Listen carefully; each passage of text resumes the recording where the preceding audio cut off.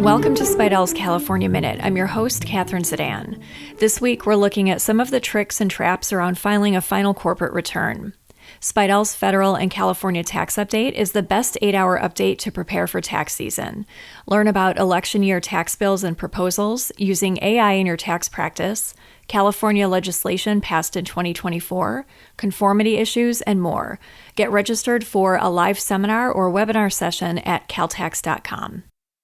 The FTB will not assess the $800 minimum franchise tax or $800 annual tax for any LLC, corporation, LP, or LLP for a tax year if the entity files a timely final return on or before the extended due date for the preceding taxable year, if the entity does not do business in California after the end of that preceding year, and the entity files a certificate of dissolution, certificate of surrender, or certificate of cancellation with the Secretary of State before the end of the 12-month period beginning with the date the final return was filed.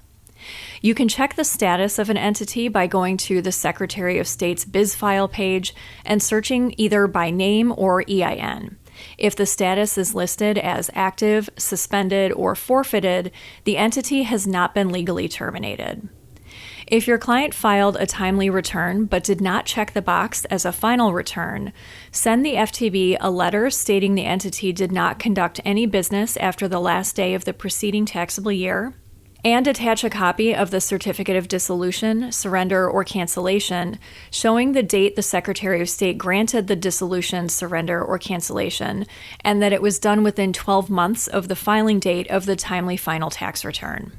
Follow this process for all entity types.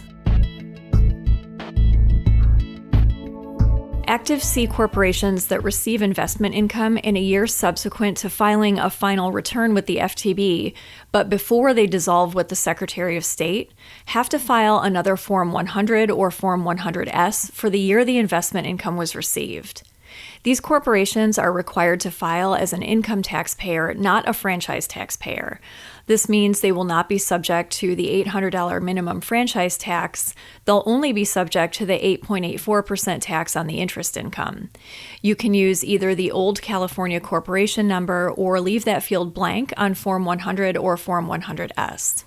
Once a California corporation dissolves, it no longer exists and cannot own a bank account.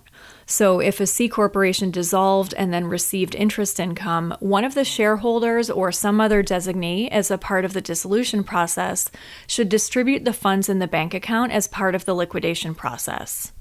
If the FTB issued a check to a dissolved entity for which the bank account has been closed, the FTB will reissue the check if the check is returned to the FTB along with the following information: dissolution document showing who is responsible for any ongoing issues within statutes of limitations, and a letter signed by all members or shareholders saying who they agree is entitled to the refund.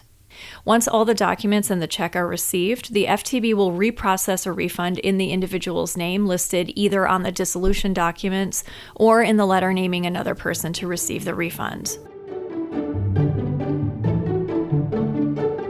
Spiedel's analysis and explanation of California taxes is the most complete and best-priced California tax guide available, and it includes periodic updates for major changes that happen during the year.